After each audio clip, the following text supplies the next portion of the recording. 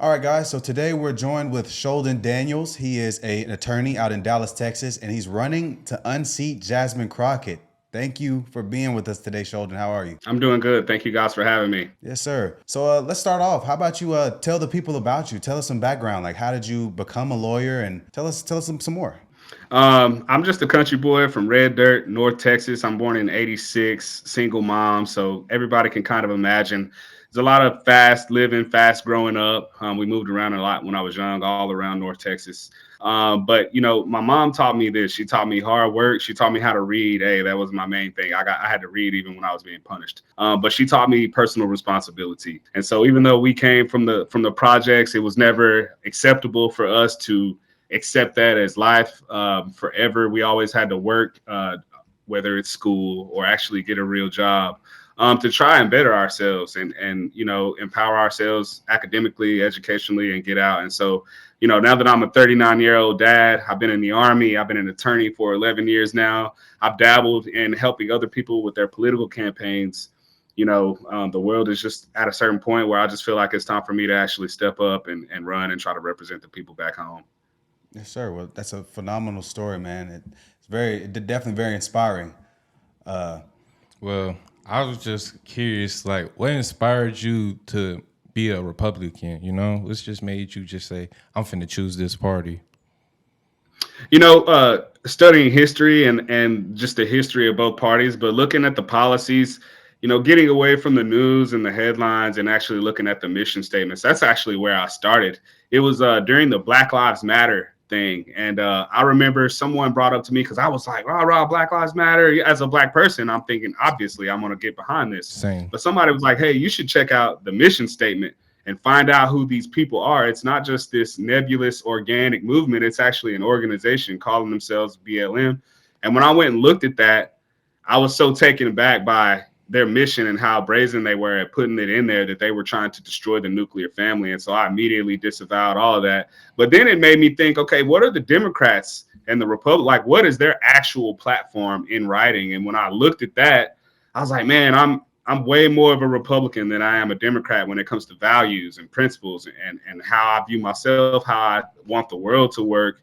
Um, I started to research the Reconstruction period in American history, political history, and I was just so proud to see how we were able to very quickly go from illiterate to holding office. I wanted to know how that happened, and the mechanism that they used, to rally all their political might, and then launch our candidates up into DC was it was the Republican Party. And so I read about how the Democrat Party basically did everything in their power to separate us and to break up that Republican unity that we had formed with Black Americans, white Americans, everybody.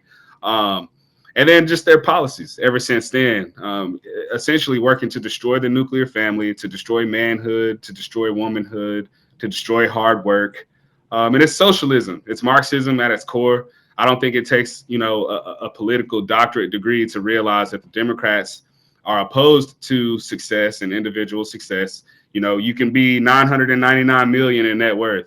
As soon as you cross over into that billion, they hate you now, and they feel like they can take all your money. And I'm just not with that. I'm not very supportive of a lot of their policies. Let's just talk policies. I'm just not with their policies, period. I think a lot of my neighbors and stuff down here in TX30 that are Democrats, I don't even think they're really aware of a lot of the policy stuff that the Democrat Party is doing. It's really just more rhetoric, media-driven narratives. And so that's what my campaign is about. It's about fighting all that. And so I'm going door to door, and I love talking to people. I started out doing door-to-door sales. I was a waiter. I was a bartender. I love talking to people and serving people. When they learn about these policies, they are just as surprised as I was when I first heard about it. Now, a lot of them are like, wow, that makes me really want to reconsider which alliance, I'm gonna hold going forward. But then you have some people who are just so, they didn't reason themselves into becoming a Democrat. They didn't research themselves into becoming a Democrat. They were born into it. It's a tradition. There's a lot of emotional ties connected to the Democrat Party. I think a lot of these people see themselves as a Democrat before they even see themselves as white or black or whatever it may be. They're a Democrat first. And so I can't spend a lot of time on those people. But the common sense Democrats, the free thinking patriots that are open to new ideas and information, that's where I'm spending the bulk of my time with my campaign. And we're actually seeing a whole lot of success too. And so there's a reason why they dumped almost $2 million into Jasmine Crockett's coffers this first quarter.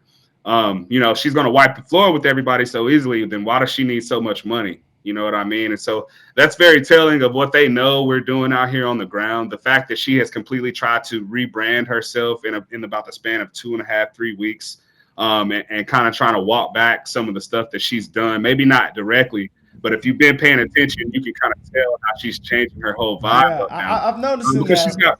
I'm noticing that because like she hasn't really tweeted much in the past couple of days. Like she was doing a lot of media stuff like the first 100 days, and now like it seems like she's backing up a little bit. But I got like a question about like, so it's like a lot of attorneys on both sides of the aisles, and for some reason they're saying that like Jasmine, they're talking about, oh, these people don't know the law. Well, you claim that you're a lawyer, but like how does it seem like that you guys side, the Democrats aren't upholding the law? So like that's a big question for me. Like, do you think they're playing more politics, or is it like they really know they claim that they know the law and they're upholding the law? Or like, how do you feel about that? I'm gonna break that down. First of all, Jasmine, as an attorney, according to her own filings, she only made, I want to say, like 26,000, like the last 2 years that she was actually actively practicing law before she went into public office. Mm-hmm. That's not successful. Yeah. You're down here in Dallas County. You're supposed to be this big time. You went to Rhodes College. You paid $55,000 a year to go to high school every year. And you can only manage to eke out $26,000. And so she's never been this big success. It's always been, this facade. And it's like this house of cards. Speaking on Jasmine specifically, this is where she gets people. And so when you become an attorney, if you got Gucci bag, nice car, a lot of people around you giving money to the churches, people assume that you're a successful attorney and that you earned your money by winning cases. You win cases because you're smart and capable. That's the facade that Jasmine came down here and put on people. Jasmine came down here with money. Okay, she came down here with money. It wasn't like me when I first got out. I was dead broke. I didn't even have the $250 to pay my bar dues after I passed the bar. It took another attorney to cut me a check and like loan me $250 so I can pay for my bar card and actually be able to go into court. And then from then on, I just took off. I've never been broke ever since then. And I was broke. Okay. And so you can judge me and the material things that I may happen to have and say, yeah, he earned that. And that's facts. As far as the law, first of all, I'm prohibited from being able to comment directly on like the quality of another Texas lawyer. I can't say, oh, this lawyer is trash, or I can lose my license, right? Yeah. But what I will say is this: confusing the law, I don't even know if it's confusion, but to say that someone coming to America illegally is not a crime, right? If you're an attorney and you say something like that, I'm going to be questioning your ability. As a colleague, I lose all respect for you. Because you go on national TV and you say something that's so false, I'm thinking, A, either you are intentionally trying to pull the wool over the American people's eyes or your side's eyes and you don't care about misleading them, or B, you really think that it's not a crime and you're sitting here with the law license. I think you need to go back to the law library. That's about the nicest way that I can say that. She said so many things that when you go look at the law and you look at the facts, they're just so far from the truth. I honestly, and this is the truth, guys, I don't know if Jasmine is trying to play some type of a game, if she's someone's puppet up higher who they're making her come out here and say this, or if she genuinely accepts these things as true, or if she genuinely believes this. I don't know. I'm still trying to figure that out. What do you guys think? I don't know. We don't know either. We trying to figure it out. Just like you. To be honest. Look, you can't be that wrong as an attorney and it just be a mistake, right? And you're a congresswoman. You have 23 people on your staff. Not one of those people could Google, 1832 and be like, this is actually a crime, Jasmine. You can go to jail for this, which makes it a crime by definition. Yeah. I mean, to answer your question, though, like you said, she comes from private school, 55K private school, went to a private university, and then went to law school on top of that. So to me, like the whole like fake ghetto persona that she puts on, to me, I find it very distasteful. Like, especially given the fact that she comes from obviously an affluent background and now she's putting on like a stereotypical persona for like to play politics. I find it very distasteful. So Yeah, Yeah, it's disrespectful because it assumes that the people here in TX30 don't strive for more. yeah, You know what I mean? Like she comes from that world, and then when she came down here, she wanted to use this as a stepping stone, obviously. But she's so not like us that the only way that she could really try and relate was to become like this caricature of a Boquisha or whatever she would think that means. Yeah. But I mean, I'm from the hood, and I know a lot of young men and young women, and we don't even conduct ourselves like that. We may talk and you know, our mannerisms may be identifiable just because that's the environment that we come up in. But to just say that I'm going to come down here, represent these people, and I'm going to act like this, girl, and I'm going to, cool. It's disrespectful. Like, we want more. We want better. We want to send our kids to a $55,000 a year school. We're not going to get there behaving like Jasmine Crockett when we get a good job. And so it's misleading. She's a poor role model.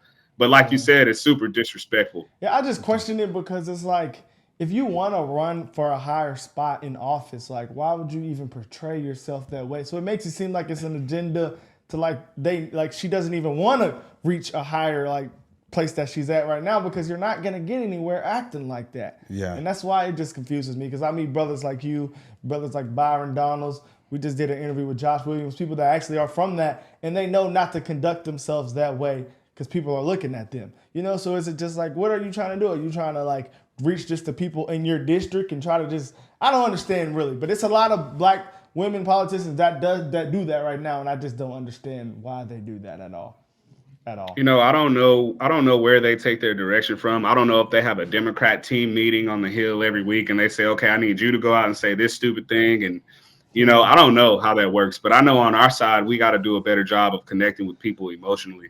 The Democrats do a really good job of getting people in their feelings. And they can tell a complete fabrication, but they don't care. Like, they can do this with a straight face. We need to be able to find a way to connect with people, to get them the facts smoothly, effortlessly, and so that we empower them without them even realizing that that's what we're doing. And so with my campaign, that's kind of what we're doing. It's a very non-traditional approach. And so with my events, for example, they're way more someone described it as being way more swagged out than what they were used to doing when they come to a Republican event.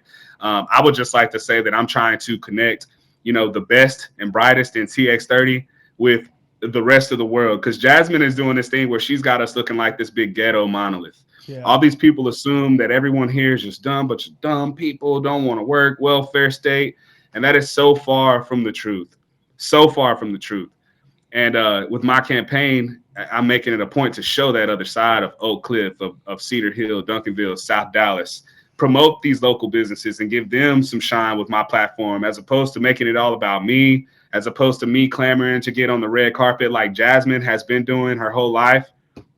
I mean, you see, I'm really good friends with Isaiah Washington, and we don't roll like that. Like, we're not hitting up red carpets. We're not using our position to try and further ourselves. We use our position to speak up for people who don't really have a voice. And so that's the difference between Jasmine and I, as far as that respect. Yes, sir. It's very apparent.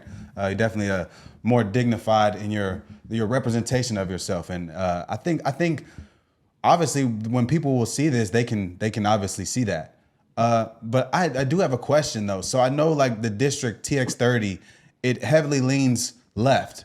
So like you've got a battle in front of you. Like what do you think that's like possible to like flip that against Jasmine? Absolutely. See, what people need to understand about TX30 is it was carved out for Eddie Bernice Johnson.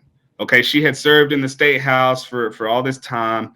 And this is how the Democrats work. It's a plantation, man. Look, if you're watching over the rest of your people and you're keeping them in line for us, and you're doing what we tell you to do long enough, right?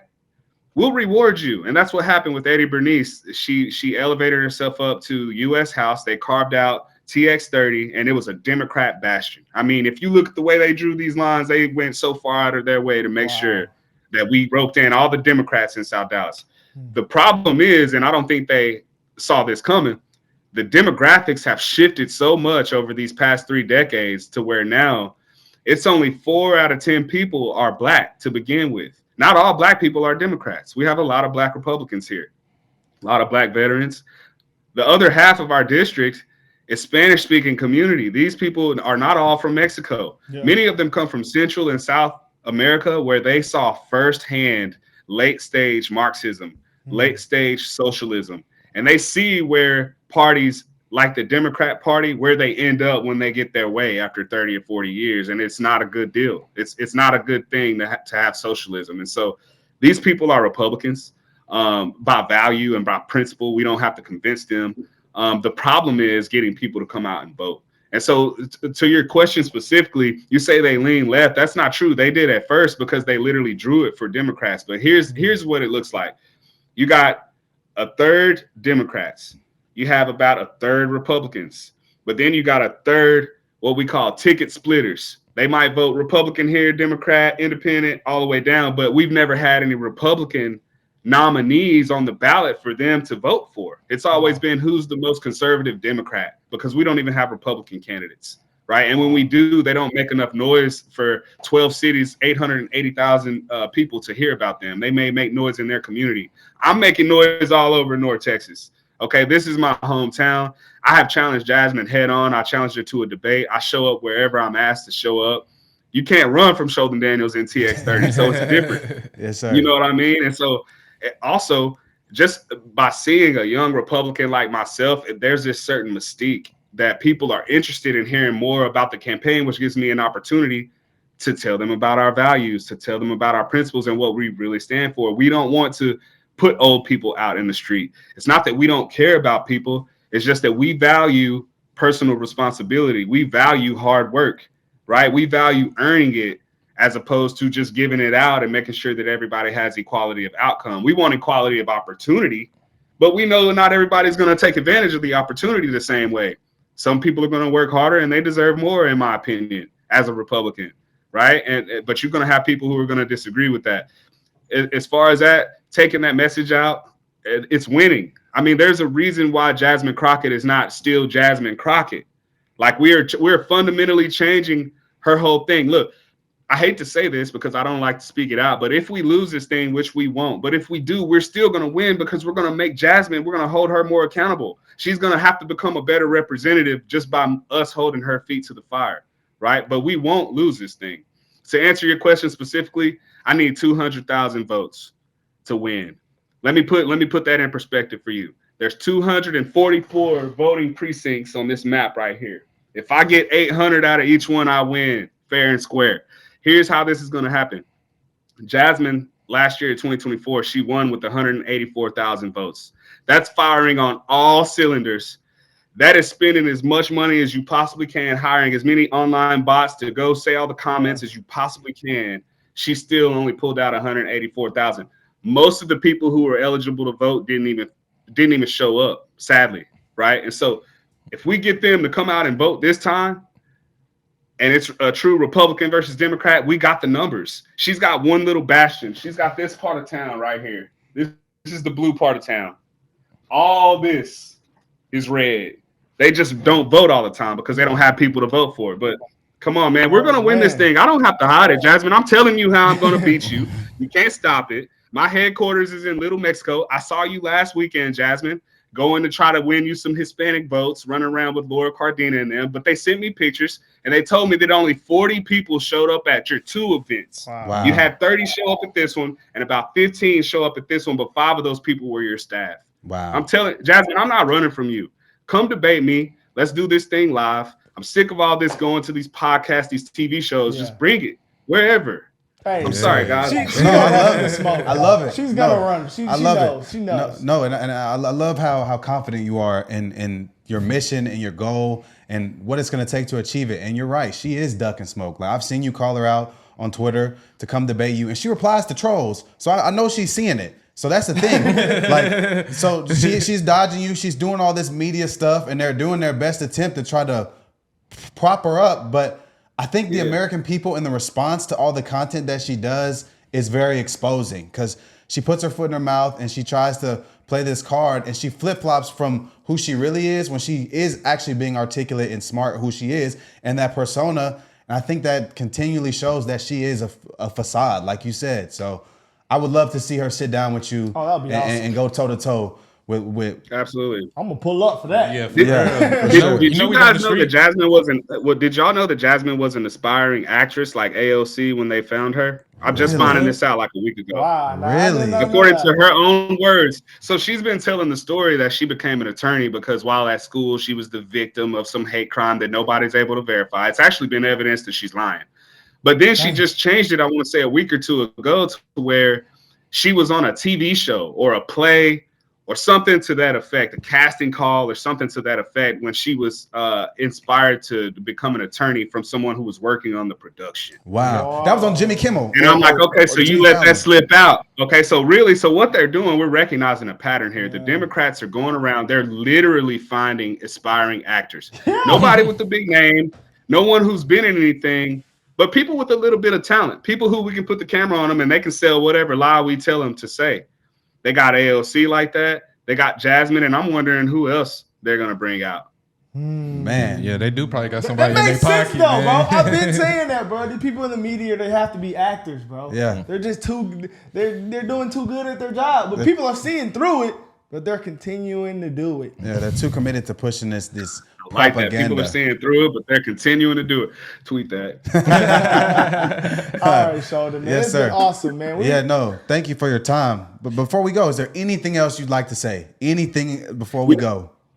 Yeah, honestly, I feel like I was doing all the talking, gentlemen. I want to ask me more questions. My platform, whatever it is that you guys want to know about me, I want to share that on you guys' platform and give it all to y'all. I mean, I did have a question about like your growing up situation. I looked a little bit into you. Like, did you grow how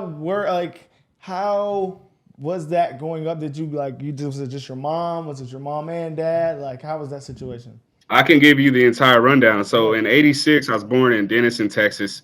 It's the first city you hit when you're coming north through Oklahoma and you hit Texas on 75. The first city, Lake Town. People are very laid back and relaxed. Actually, a town that's always been like a biracial type city. It's one of Texas's oldest cities. It's one of the places where Black people could always thrive. We had like some of the first Black surgeons in Texas were based in Denison, Texas. Dwight D. Eisenhower was born in Denison, Texas. It's a very chill place. But in Sherman, the town I grew up in, it's the complete opposite. It's like a local aristocracy, very old money. They mistreat white people, poor white people in that town. Like if you're not, part of their deal. So you can imagine Black people in my town. We had, so I was the second African-American attorney in my town of Sherman in Grayson County since the 1930s, because there was a race riot right around the time the Tulsa riot. It was happening all throughout the South. Okay, it was an operation.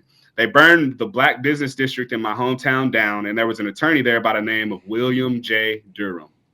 William J. Durham and Thurgood Marshall were like this. Thurgood used to come to my town, and that's where he kind of cut his teeth, and they would research and stuff. And so you had a booming Black business district and affluent Black people in my hometown in the 30s. But when they burned it down, they ran off a lot of people. They ran William off to Collin County, and they didn't allow us to own businesses. They didn't allow us to do a lot of things in my hometown. Even when I was in elementary school in Sherman, I can remember having teachers that had been there 30, 40 years, and they were still very overtly racist. Like overtly. I can recall one time where, because I've always been kind of inquisitive, and my mom made me read a lot. So I knew about a lot of the stuff. I knew about Nat Turner when I was like 6 years old. Oh, wow. You know what I mean? Yeah. And so I go to school and I'm asking these things and I'm questioning a lot of things about what they're trying to teach us in social studies and whatever. And well, what about this? And what about da-da-da-da? And what happened to the Free Soilers and the Whigs? Who started the Republican Party? I can remember asking these questions and getting kicked out of class. One time they put me in a broom closet, and I remember because I had on like a black sweatsuit, top and bottom, and I was crying so much. I was maybe 8 or 9, and they stopped letting me have Kleenex. And so I'm wiping on my clothes, just wherever I had a clean place. And when my mom came to get me from school, I was covered, y'all. It's disgusting, but I was like covered in snot and tears, and just, it was traumatic for me. And so I grew up with this chip on my shoulder because I'm from the South, where people are teaching me, you got to be a Democrat because white folks are all racist and the Republicans hate us and this and that. And then I'm also seeing a little bit of it in my own personal experience. And so I grew up largely with this chip on my shoulder towards like rich white people, right? And so that's neither here nor there. A little bit more about me. My mother did have another kid 2 years after I was born. her dad introduced my mother to crack cocaine, right? And I can talk about this because my mom's very open. So my mom started using drugs when I was around 4 years old. Then he died. He was hit by a car. And so now she's on drugs. She's got these 2 babies. She's still trying to work hard, still functioning, but we're doing a lot of moving around. I'm seeing a lot of things that I shouldn't be seeing in my early age. And so this influences who I am as well. We get up a few years later. My mom had always been able to keep it up, keep a job and stuff. But then she was diagnosed with cancer. They found tumors in her back when I was around 10 or 11 years old. One day she dropped me off at school. And then I come home. My aunt's picking me up from school because my mom got rushed to the hospital. They tried to take these things off her back, but I guess they nicked an artery or nerve or something. And she died on the operating table like twice. She lost a lot of blood. When they told me that as a kid, when they said your mom had died and it's not looking good, in my mind, like my mom was about to die. And it did something to me in here to where I was like, I wasn't a kid anymore. That's the best way I can explain it. I wasn't a child anymore. I was thinking in terms of like, I have to take care of myself and I got to take care of my sister and I got to like handle stuff. Right. But then she made it back, thank God. But she was down for a couple of years. Now I'm becoming a teenager and I got all these influences. I got a mom who basically can't do nothing, can't wrangle me. Right. I'm still a young Black man growing up. So I'm still, normal. I ended up getting a girl pregnant at like 14 years old. Wow. I didn't know if it was mine at the time. So yeah, my first kid, 14 years old, man. You know what I mean? Go through high school, still. By this time, I've kind of developed a reputation for being a really good athlete, a really hardworking guy, but just very outspoken. He's too smart for his own good. In this little town, you shouldn't be talking about the types of politics that you're talking. You shouldn't know the types of things that you know. And if you do, you don't need to be talking about it because bad things happen to you. And so in school, I made good grades, but I had 1 or 2 teachers, like I had an art teacher, Miss Hensler, who decided to fail me in art of all classes. And so I'm shooting for Texas Scholar, which is like a recognition for making good grades, and she's trying to sabotage me. All my life, I've just been having people trying to sabotage. And so I ended up taking myself out of that school with like 2.5, 3 months to go because I had turned 18. It's April. So I think we graduated late in May back then. And I put myself in another school called Howe High School. I'm the only Black kid in the entire school district. When I go to the principal, I had my braids taken down, so I got this big fro. Or I might have had it half braided and half fro. I don't remember. But I was living in my car at the time. It was a very tough time for me. And I go to him and I'm like, look, sir, I've taken myself out and I'm here. I just want to graduate. I don't want to cause any problems or whatever. This dude said, you can go to my school, but it was cornrow. I remember now. He goes, but those cornrows are going to be a distraction to my kids. And so I'm not going to let you be in class with them. So they put me in school suspension, like from day one. Wow. In this school called Howe. Yeah. And now this guy's a superintendent out here. I'm going to be all the way real. I was there for so many weeks. I want to say 3, maybe 4 weeks. And I guess the parents of the little town caught wind because in the morning time, I come to school, eat breakfast with everybody. We're laughing. They're interested. We're, whatever. We're kids. But then when they go to class, I go to in-school suspension. And so it became this thing like, man, what the heck? Like, this guy's cool. And then these parents start coming to protest at the school. Why is this kid in here? You're making us look like we're a bunch of racist redneck hicks, and we're not like that. So they let me out. I get to start going to class now, but I only had like a week and a half. And so I didn't really get to know anybody or anything. And I graduated. Then I went to the military. Okay. I did in the military. I was a radio guy. It was a signal support system specialist is what I was called, but I could get attached to any type of unit, infantry, field artillery, whatever. So I got to meet a lot of people. A lot of my best friends today are people that I met when I was in the military. But I joined because I knew I wanted to be an attorney by this time. I needed the money, right? Yeah. I come from nothing. I get out. I move back to South Dallas. Now, while I'm in the Army, I'm blowing my money. I was very irresponsible with my money when I was in the military from 18 to 20, whatever. Blowing all my money, buying grills and laptops. When I get out, I'm broke. That's the point I'm making. When I get out of the Army, I'm broke. I got basically nothing to show for it except the DD-214 honorable, right? Yeah. But that's enough. So my uncle, down here in South Dallas in Oak Cliff, this is where TX30 starts to come into play more. He's like, come down. It's a little rough, but you'll be all right. So I'm sleeping on his couch. I put myself in college. I'm doing that whole thing. But because I'm articulate, right, because I'm well read, just, you guys know how that is. You growing up in the hood and you talk like me, you're going to get tried a lot. Oh yeah, You know, for by people sure. who are maybe high on drugs or whatever. And so I had to fight a lot. Growing up, when I got out of the military, I fought a lot. You look at my face, you see what I'm saying? It was rough. Like I remember one day had to fight my way to school to the bus stop because I carried a backpack everywhere.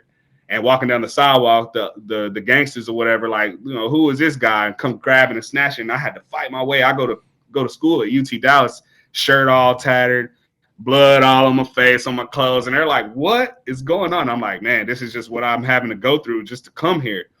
By the way, it's a 3-hour train ride both ways to and from school from Oak Cliff to Richardson. So I'm grinding, y'all. Yeah. I'm working at Starbucks, making no money, sleeping on my uncle's couch.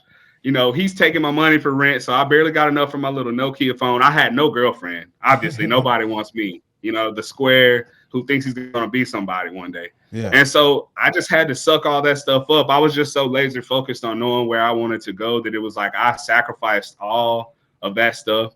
When I finally graduated college, I was so proud, but nobody was there to celebrate me. My mother and I, we were kind of not talking at the time. So I had nobody there to celebrate me. I got my diploma and I just, you know, kind of walked off and went and hung out with some friends. It was very lonely, you know, growing up in the hood and trying to shoot for what I was shooting for. Over time, people just fell away from me. And when I finally made it to practice law, my mom and I got cool. I go back to my hometown because she raised me to, at first she thought I was going to be NFL. And she's like, no matter how much money, how big you get, come back home and do stuff. But then when she realized I wanted to be an attorney, same thing. Come back home, help out the hood first, and then go out into the world because that's how it should be done. And plus, you'll be different from everybody else who became a success and never came back. And so I did that. I went back home in the country, 6 years, representing people with no money, people promising to pay me tomorrow, never showing up. And so it was a struggle financially, but I was doing really good work. I served over 1,000 some odd clients out there, helping people get out of bad situations, helping people start businesses. I started an arts mentoring program. You know, I got some laws passed out there to try and make the city safer. This is just as a citizen, not as an elected person. And then, you know, I rekindled my relationship with my wife. We've known each other since we were little. We met in my mom's church. My wife's family and my mom come from the same small town. And so that's how we knew each other. We instantly clicked. We both want to get married. We both want to have a family. So we started a family. We purchased a house. But then my wife was the victim of some racism. And when that happened, I was just like, we're going. I'm not going to put y'all through the same thing. And so we sold the house. We moved back to Dallas. And I've been practicing law ever since. I look up and I see this Jasmine girl running and all these other people running. And one of the candidates in the Democratic primary I actually personally knew from when I used to volunteer and be involved in politics back in the day. She worked for Eddie Bernice Johnson. I had been to Eddie Bernice's office in the past, right? But I saw how the Democrats, they moved all the pieces around. They even kicked people off the ballot outright to kind of pave the way for Jasmine to get in there. So I'm thinking, at the time, I'm thinking, man, this girl must be really good for her to be finagling like this, for them to be finagling her into office. She gets in, she does nothing in the state house. And I'm like, whatever. But everybody's doing nothing, right? Yeah. But then she goes up to the U.S. House, and I hear this bad built, box body, bleach blonde, whatever. And I'm like, who is talking like this on Capitol Hill? And it's our representative. And I'm just like, then I go look into her more, her voting record, where she really came from, and she's not even a Texan. That enrages me. Okay, as Texans, we're very proud of who we are. We want to be represented by real Texans. Poke your chest out all you want, but if you come down here doing it and you're not even from here and you're not even really poking it out about the stuff that we value, you're a traitor. You're an alien to us. And so I just felt it. I was behooved to throw my name in the hat. It was either I'm going to get whoever's going to run against her next time elected myself. And when I saw that, man, there is no candidate like me. There's nobody from here that can speak that language, that can be that living example of what you can actually become if you just tune out the noise and focus on the opportunity and work hard. That's my secret. I'm not the smartest guy. I'm not the tallest, the most handsome, but I was able to tune out the noise and say, look, man, I'll join y'all when I'm where I'm supposed to be, and then I'll come back how I'm supposed to come back. And that's exactly what I've done. Like the people who used to look down on me because I didn't have X, Y, and Z, now I'm happy to be in a position to like help uplift them because they had topped out. They had kind of plateaued in life, but now I'm in a position where, look, man, like I'm a lawyer now. I can help you start that business. I can empower you. Like I can help clear your record. And they value me now, when they used to talk crap about me. And so that's my reward right there. That's why I'm doing it, man. It's for the respect. And so I'm running to bring respect back. Jasmine is part of this movement here in Dallas where all the black women, the affluent black women here in Dallas have essentially got together and said that there ain't no room for black men. We don't want black men doing that. There is nothing. You go to the Dallas Black Bar, it's called the J.L. Turner Association. Look at the leadership. Look at the pictures from the events. Look at who they give awards to. This is where we are in 2025, and these are the products of far left policies. They have essentially pushed the straight black heterosexual family man just completely off the plate, off the stage, there's no room for us on their side. And so you ask, why am I Republican? A, because my ancestors helped start this party and I agree with the values. But B, there's no room for a man like me in the Democratic Party. I'm straight. That's a fact. I care about my kids. I love my business. I love my community. I love America. There's no place for me in the Democrat Party. That's a fact. Wow. That is the truth. Sheldon, you're a living testimony, man. I just got one question, man. I was just curious, like, what do you want to see in TX30 to just keep seeing your district grow? Like, what you think that need to happen and continue to happen?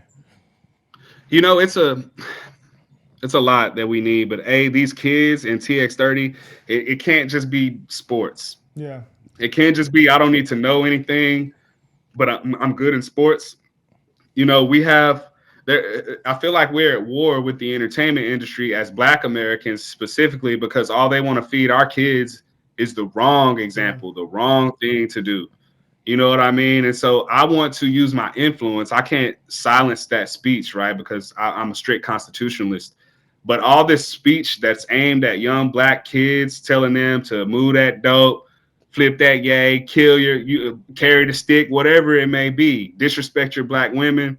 I want to be the living, walking example of how that is crazy. And this is coming from someone who once bought into that. I used to be a rapper. I got verses on DSR mixtapes. Wow. You know what I mean? When I was 13 and 14 years old. Yeah. And so I've lived that life. I bought into it. I've been to jail for drugs. I've sold drugs. I've cooked crack cocaine. But it was never, I didn't feel good. It's just, I need the money. And this is what we need to do. Right. And so, but as soon as I could leave that stuff alone, I did. And I just want to show people another side. I feel like even with my little nephews, I see them start to get caught up in the thing.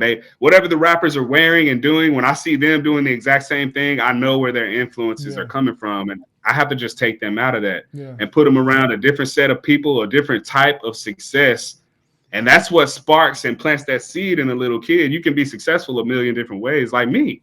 Yeah. I wasn't a success all the way up until 11 years ago, but now there are so many kids, Black, white, Hispanic, that come up to the court. They sit back there. They want to interview me.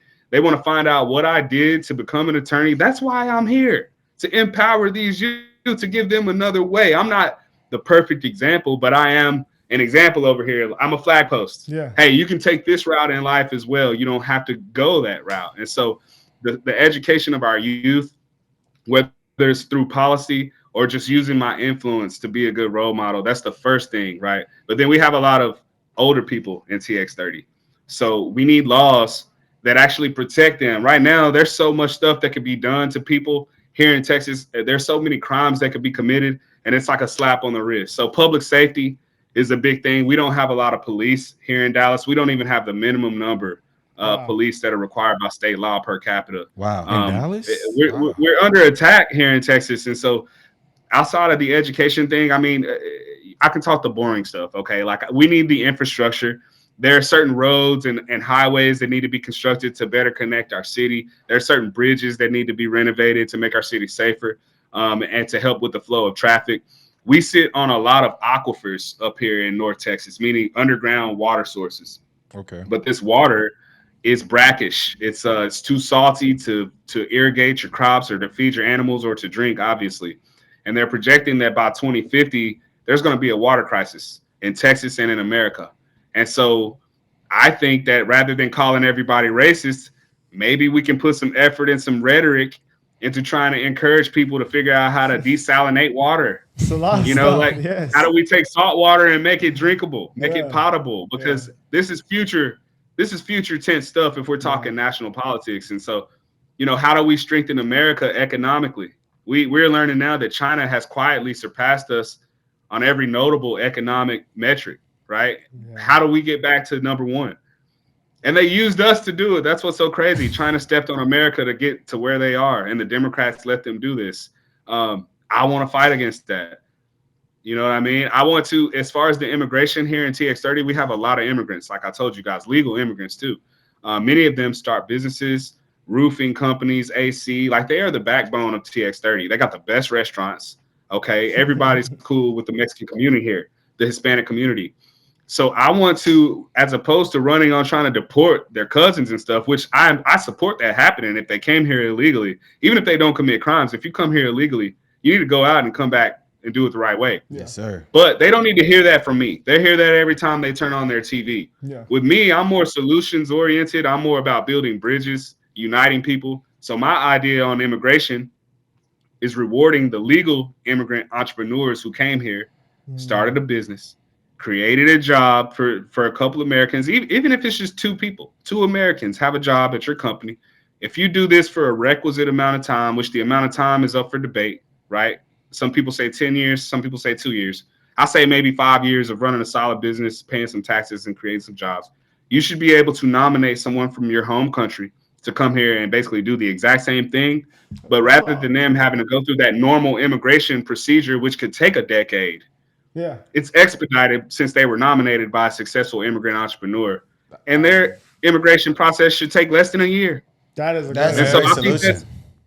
Here's the thing, like we're going to attract people regardless. Yeah. But if we can be more deliberate in making sure that we attract the best and the brightest and the most hardworking from abroad, I think we won't have as bad of a connotation when we consider immigration, right? Definitely. When we're getting the best from everywhere. And so That was a great Definitely. idea. that's just a handful of my Yeah. policies, guys. Yes, sir. Hey, Yes, sir. Sheldon, the sky's the limit for you, man. You're a Absolutely, walking man. testimony, literally, man. Inspiring. It was great talking to you. That was phenomenal, man. Thank you for Thank you your time guys. today. All Thank right, y'all man. for having me. We should do this again in Yeah, 6 months or so. definitely. Absolutely. Let's do it. Definitely. Let's You do should it, come man. see us in Houston, or we come out there Yeah, and we should down. come out there. We should do something in person next time. That would be We're in great. Houston. Y'all are in Houston? Yes. You know, I went to law school in Houston. Oh, yeah, you went to UH or you go to TSU? I went to TSU. I went That's to Thurgood cool. Marshall. Okay, yeah. Yeah, that's Yes, sir. awesome, man. Okay. That's awesome, man. Listen, here's the last two things I want to leave you guys with. Next year, CPAC is in Dallas. Okay. Okay. Okay. CPAC will be in Dallas next year. Come to CPAC. Yes, Yes, we sir. will. Please. Yes, sir. Yes, we we were definitely- actually in Okay, do that, and DC then- this year during CPAC. Oh, you guys were? Yes, Yeah. sir. Did y'all Yeah. see me there? Nah, we were at something different. We were during that same weekend. They had the Black History Month event at the White House. We were at that. Oh, so you guys were up there with Ajua, with AJ Mason from the Dallas County Party. She had on all the MAGA clothes. Yes, and the yes, shoes. yes. She actually told us, Yeah. you guys got to meet Sheldon. You got to meet Sheldon. Oh, yeah. Follow him on Instagram. She's like, man, we found you on X. Tweeted at you. Hit us Yeah. back same day. So here we are. Look at God. Yeah, amazing. Solid, man. Look at God, exactly. And then the second thing is just visit my website, Yeah. danielsforus.com. I built it myself when I was first getting started. So be patient with me. I'm gonna have to pay some people to make it super nice and big time. Yes, sir. But go check it out. Look at my platform. If you can, donate, and let's keep this movement going. Yes, sir. All right. Yes, sir. All right, man. Well, best of luck with you, man. Hopefully this video reaches the right people so they can see somebody they can go support and push the right things forward, bro. And thank you so much for everything, bro. Best of luck to you. No problem. Out of here, man. Thank y'all. Thank y'all for having me. Yes, Much love. yes, sir. All right. All right.